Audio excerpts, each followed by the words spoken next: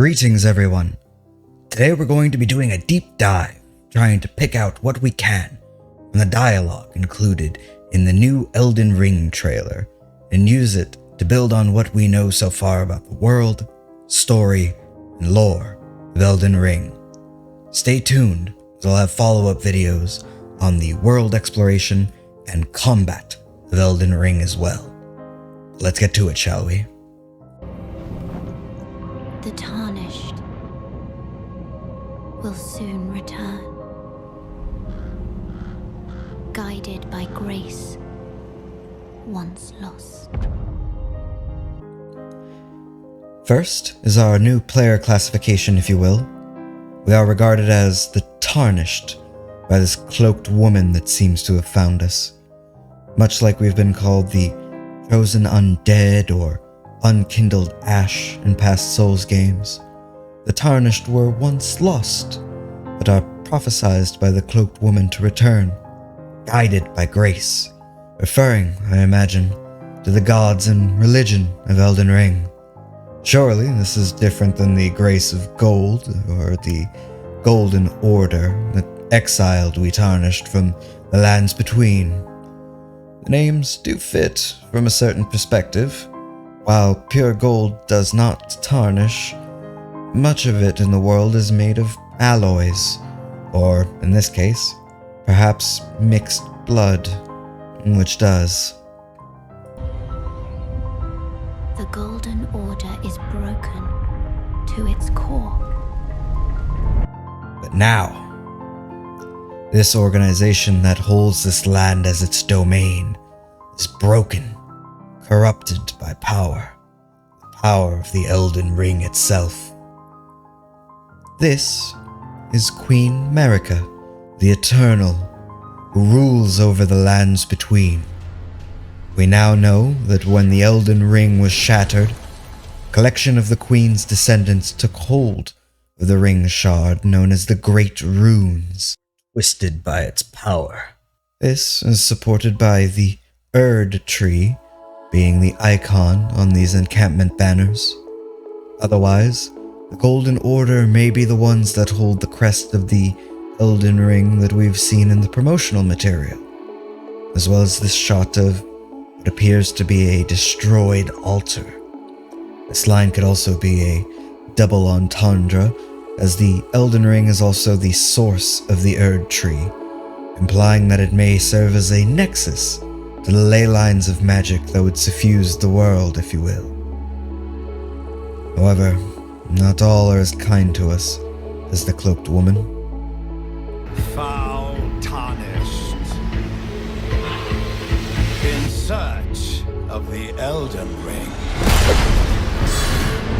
emboldened by the flame of ambition. Someone must extinguish thy flame.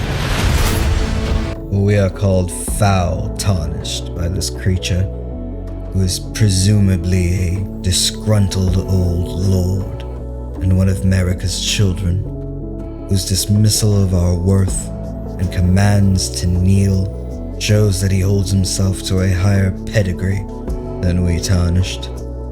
There is certainly a story to the motif of arms in the lands between, as shown by this lord's persistence to fashion as many as possible to himself since the first E3 trailer, including using a dragon's head as one.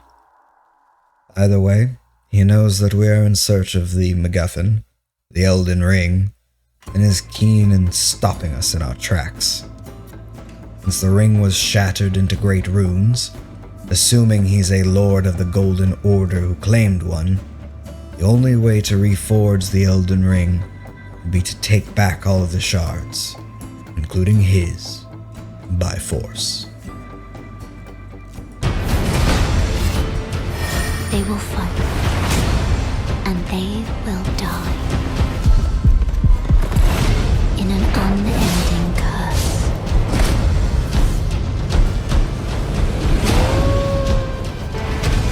For how else is a champion or a lord to be born? Well,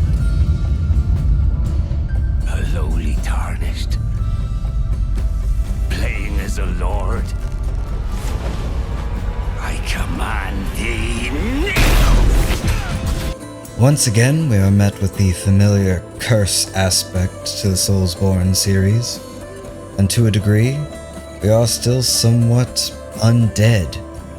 There is an excerpt on Bandai Namco's EU website that describes us as, "Ye dead who yet live, your grace long lost." However, the repentance of the word Lord and remark of a champion might be some inclination of a caste system in the games. Possible hierarchy could be tarnished at the bottom, followed by common folk, then champion, and finally the rank of Lord, but that is pure speculation. Throughout the trailer, I wasn't able to find any particular symbology surrounding fire, aside from the Lord's remark about our flame of ambition. While good dialogue, and likely an Easter egg to Dark Souls fans, there doesn't seem to be as large of a role of fire in Elden Ring, at least not yet. And finally, brandish the Elden Ring. For all of us. her motive is clear. As one who brandishes the Elden Ring would be known as the Elden Lord in the lands between. Perhaps she may be closely akin to a character more intrinsically woven into the story, similar to the Emerald Herald from Dark Souls 2. As in this story, our maiden who is cloaked all but entirely does look eerily similar to the one who shattered the ring, doesn't she?